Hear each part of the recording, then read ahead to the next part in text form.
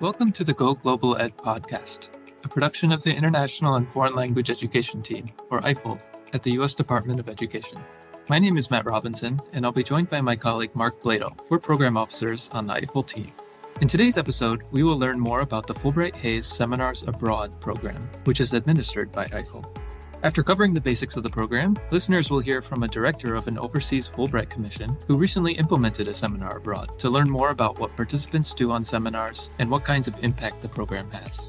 We then give listeners the chance to hear from some of the participants who take part in seminars abroad, to see who takes part in the seminars, why they apply to participate, and what they hope to gain from participating, including the kinds of curriculum projects that they develop.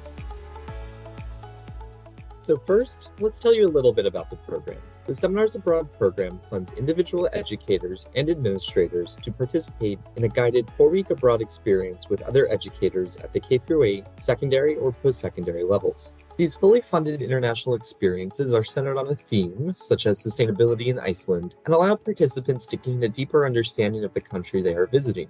During the program, participants develop curriculum projects that they share with their colleagues and students at their home institutions. These seminars are run in partnership with Fulbright Commissions abroad so that they can leverage their in-country knowledge and connect participants with host country educators, students, scholars, and leaders.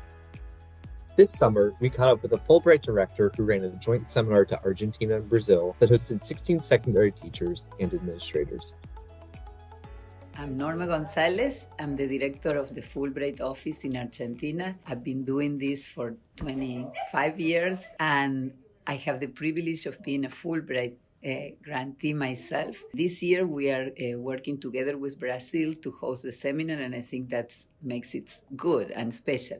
So in Argentina, they are going to come to Buenos Aires, spend some time there, meet teachers, visit schools. Then from there we go to Cordoba, and there they are going to see the very impressive Jesuit heritage that the city offers, museums and estancias. Plus, they are also going to meet with teachers and visit schools.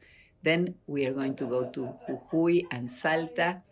There, the Minister of Education himself will receive them, and they will also meet with teachers, and they will do some tourism. They will see, because Salta is a very different part of the country. The north of the country is very different from Buenos Aires and the center, so they will see a lot of the landscape and the American native people heritage. They will visit groups of native people there. And then from there they will go to Mendoza. That is completely different also because it's the wine country and also the Andes Mountains. So they will see the very high mountains plus the wineries plus a very active intellectual academic life. They will meet with people from the university. And then back to Buenos Aires, some more activities there. And from there, they will fly to Brasilia. My colleagues from Brazil, the director, people who work with him, will come to Buenos Aires and spend the last 3 days with them there and then take them to Brasilia. And from Brasilia, they will go to Manaus, they will go to Rio, they will go to, Amazonia. It's an exciting program. Just the fact that the final product is that they will write a curricular unit to teach in their schools about Argentina makes me very happy. Thinking that children will learn about Argentina at school makes me very happy. And the people that come are amazing, always. The Department of Education sends us the very best people. They are very flexible. They make the most of the experience. I put free time all the time, and it lasts like 2 seconds. Immediately they schedule other activities. They meet other people. They visit. They take so much advantage of the time they are there. So summing up, the people are the most valuable thing, and the impact they have on the lives of so many others. Let's pivot now to the people who took part in these seminars abroad. We'd like to introduce you to a few of this year's participants. My name is Heather Zidell. I've been teaching in the Philadelphia public schools it's going to be my 17th year in the fall. Wow.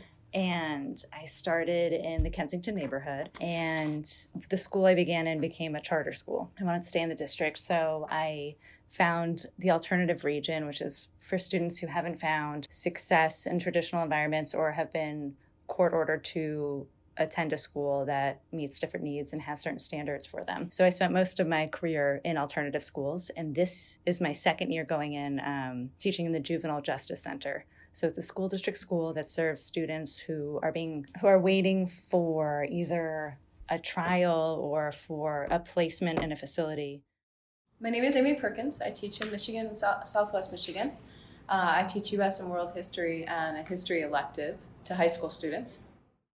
Hi, my name is Esther Zialin, and I'm a teacher in the San Francisco Bay Area in California. And for me, my background is social sciences, so I've been teaching a lot of different classes for some time, U.S. History, World History, AP World. But what's exciting in my district, which is a little smaller, and it's serving students from Daly City and Pacifica, which are communities directly south of San Francisco, is that we're building our ethnic studies program. And what's really nice is that's a mandate that California passed. We're a little ahead of the mandate to provide a one-semester ethnic studies course for all of our students. And so we're really building it from scratch, and we chose to do a lot of the work together as teachers in collaboration for scope and sequence, construction of it, revising it. And we're in next year would be our second year of the pilot. So I'm gonna be one of the teachers teaching it. And then so far my role this past year, for example, has been bringing together the teachers as a teacher on special assignment, and then connecting us to other districts that also have similar programs and maybe even more robustly developed programs, just to see what we can model, what we can borrow from, and then just continue that really cool collaboration. I'm Sandy Schneider, and I teach in Allen, Texas. It's a suburb of Dallas. I'm at Mary Evans Elementary. I've been there for 12 years. Most recently, I took on the role of the GT specialist. So I worked with gifted and talented kids, ages kindergarten through 6th grade. And this past year was my first year doing that. Prior to that, in my other 22 years of teaching, it's been many classroom ages, kindergarten, 2nd, 3rd, 4th, and 6th. So lots of experience. I'm Gail Presby. I'm a professor of philosophy at University of Detroit Mercy. I'm also affiliate faculty in the history department, so I teach both philosophy and history courses there. And I'm a director of James Carney Latin American Solidarity Archive. My name is Megan Alvarez, and I am from Denver, Colorado. I currently teach in a small suburb of Denver called North Glen. I am at a small middle school. I teach 6th through 8th grade English language development. Specifically, I facilitate our newcomer program. So I work with beginning English speakers who are brand new to the country, new to English, and that's what I'm doing now. I've been at my current school for 4 years. I am Carrie Packwood, and I've been teaching 6th grade history for the past 3 years in Springdale Public Schools. I work at a school called Don Tyson School of Innovation, and I have been teaching for 17 years. Next year will be my 18th. The diversity of participants is also reflected in their reasons for taking part in this program.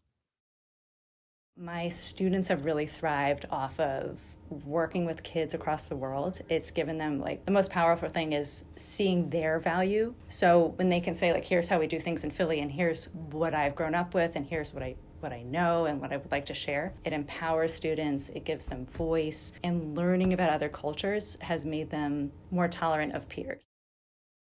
I applied for this seminar because a great opportunity in the sense of I work for a Title I school, and I work for a district that in general has 40% Title I kids. And I think in that district, there are not going to be many programs for teachers and for students, honestly, so both, that we can use to actually go abroad. There aren't. There's really hard to get funding. I think it's just time sensitive as far as our capacity to apply for grants. And so one thing I was thinking is, okay, me as a teacher, if I can go and I can have a really interesting, enriching experience, I can incorporate it into my classroom and then also collaborate with other teachers around it. It's really invigorating to be around other motivated, curious teachers that are engaged in travel and just asking important questions. For us, it feeds us, it fills our bucket in a way that maybe the daily grind doesn't.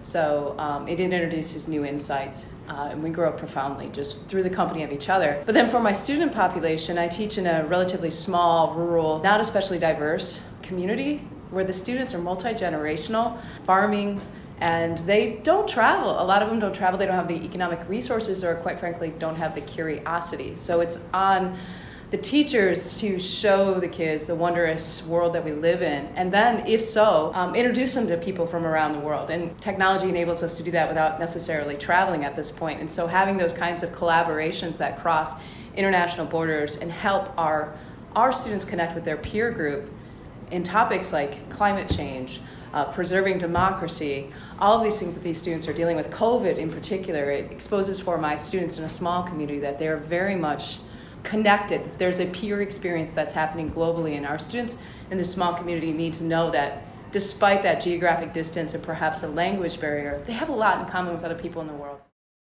So many of my students are Muslim. I thought, wow, this could really be a cultural exchange that would impact me to have a deeper understanding of my students and their families.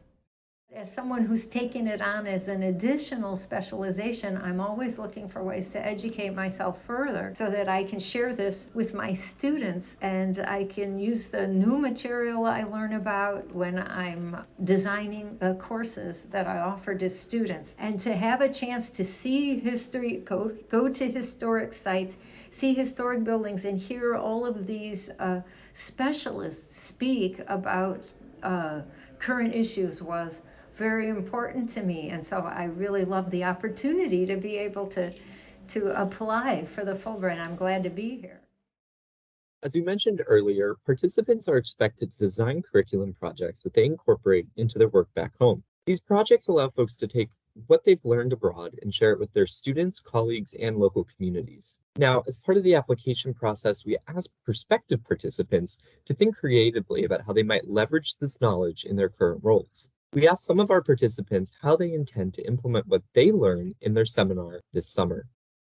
The vision I have is having students kind of have a real world, maybe service learning aspect where they're involved in a climate change issue and they discuss it with peers in South America, or they learn from case studies in South America. So my personal concern is, because my students are in the situation they're in, we might not be able to have these conversations as an ideal situation, but learning at least from like what is going on, the history, the people, what they're seeing, the biodiversity that exists in South America. How can they understand that and contextualize that where we live, what actions need to be taken? I want to light a fire to get the kids interested in the future of our planet.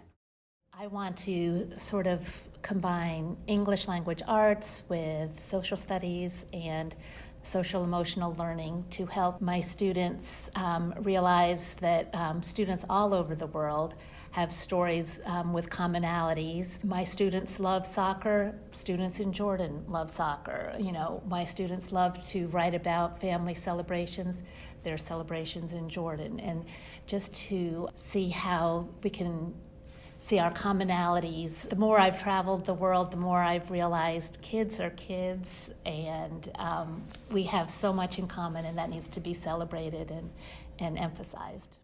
My project, because I work with students who are new to the United States, a lot of them have their own story of coming to a new country and a new language.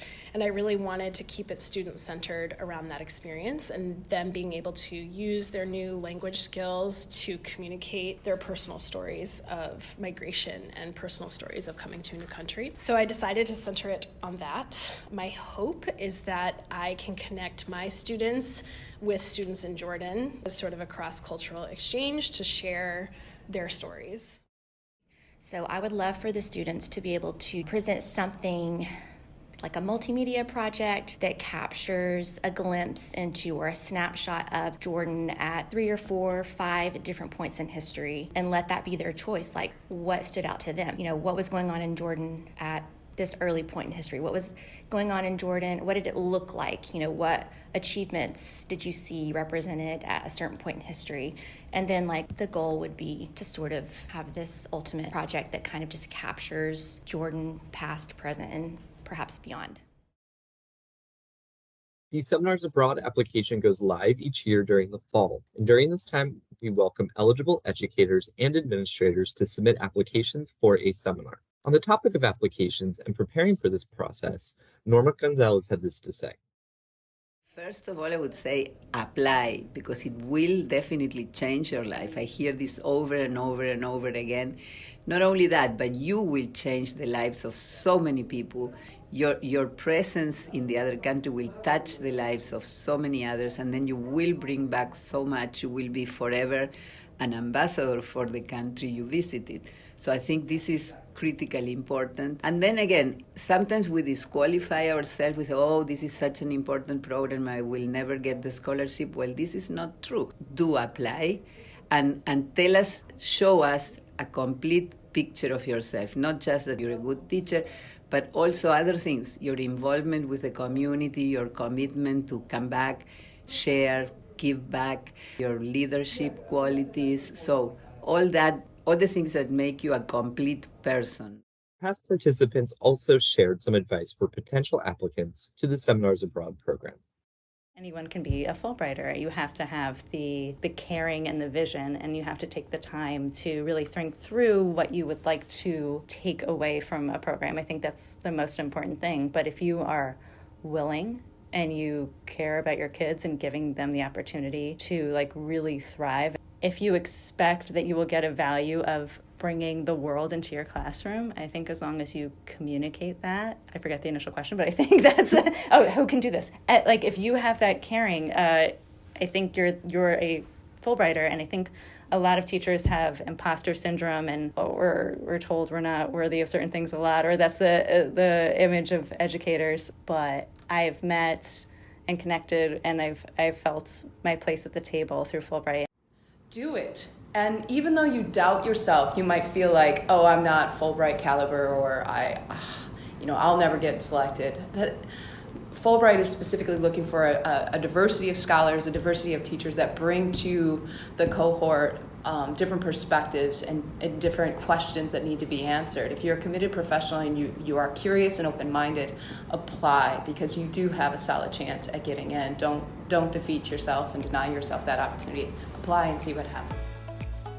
We hope you enjoyed this deep dive into the Fulbright-Hays Seminars Abroad program, and we encourage you to be on the lookout for information on next summer's Seminars Abroad locations when we open applications later in the fall. Thanks for listening to the Go Global Ed podcast, a production of the International and Foreign Language Education Office at the U.S. Department of Education.